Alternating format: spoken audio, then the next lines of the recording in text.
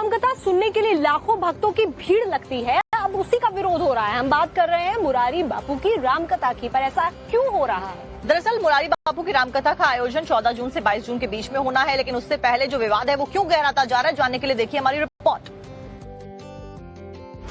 काशी पहुंचे बड़े कथावाचक, बाबा विश्वनाथ के दर पर लगाई हाजिरी। कथा के पहले दिन की हनुमत वंदना। आज से कथा को विस्तार दिया जाएगा, लेकिन कथा के विस्तार से पहले ही विवाद का ज्वार बढ़ता ही जा रहा है। उसकी दो वजहें हैं। पहली ये कि काशी विश्वनाथ मंदिर में दर्शन करना और दूसरी वाराणसी में रामकथा करना। इन दोनों ही मुद्दों पर कथावाचक मुरारी बापू का काशी में विरोध हो रहा है। सूतक की परिस्थितियों में रामकथा कहना घोर निंदनीय है।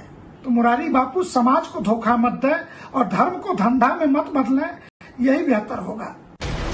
दरअसल आज से 4 दिन पहले यानी 11 जून को मुरारी बापू की पत्नी का निधन हो गया था, लेकिन मुरारी बापू काशी में राम कथा करने आए हैं और बाबा विश्वनाथ के मंदिर भी गए।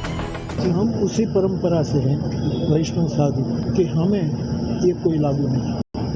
और भगवान का भजन करना, स्मरण करना, राम कथा का गायन करना, इसमें सुकून है, नॉट सूतक। बता दें कि शनिवार को राम कथावाचक मुरारी बापू ने बाबा विश्वनाथ के दर्शन पूजन किए। जलाभिषेक के बाद वो मंदिर परिसर में करीब 30 मिनट तक रहे।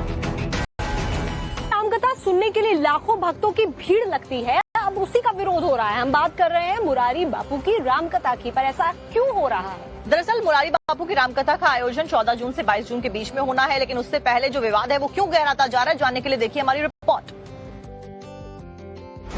काशी पहुंचे बड़े कथावाचक, बाबा विश्वनाथ के दर पर लगाई हाजिरी। कथा के पहले दिन की हनुमत वंदना। आज से कथा को विस्तार दिया जाएगा, लेकिन कथा के विस्तार से पहले ही विवाद का ज्वार बढ़ता ही जा रहा है। उसकी दो वजहें हैं।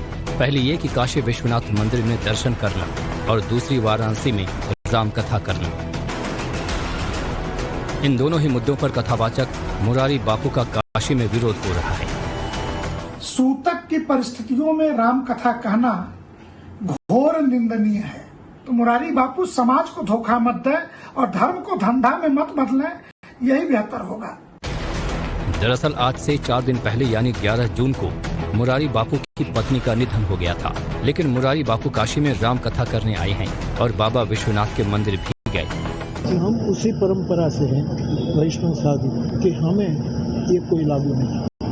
और भगवान का भजन करना, स्मरण करना, राम कथा का गायन करना, इसमें सुकून है, नॉट सूतक। बता दें कि शनिवार को राम कथावाचक मुरारी बापू ने बाबा विश्वनाथ के दर्शन पूजन किए। जलाभिषेक के बाद वो मंदिर परिसर में करीब 30 मिनट तक रहे। रामकथा सुनने के लिए लाखों भक्तों की भीड़ लगती है। अब उसी का विरोध हो रहा है। हम बात कर रहे हैं मुरारी बापू की रामकथा की, पर ऐसा क्यों हो रहा है? दरअसल मुरारी बापू की रामकथा का आयोजन 14 जून से 22 जून के बीच में होना है, लेकिन उससे पहले जो विवाद है वो क्यों गहराता जा रहा है, जानने के लिए देखिए हमारी रिपोर्ट। काशी पहुंचे बड़े कथावाचक, बाबा विश्वनाथ के दर पर लगाई हाजिरी। कथा के पहले दिन की हनुमत वंदना। आज से कथा को विस्तार दिया जाएगा, लेकिन कथा के विस्तार से पहले ही विवाद का ज्वार बढ़ता ही जा रहा है। उसकी दो वजहें हैं। पहली ये कि काशी विश्वनाथ मंदिर में दर्शन करना और दूसरी वाराणसी में रामकथा करना। इन दोनों ही मुद्दों पर कथावाचक मुरारी बापू का काशी में विरोध हो रहा है। सूतक की परिस्थितियों में रामकथा कहना घोर निंदनीय है।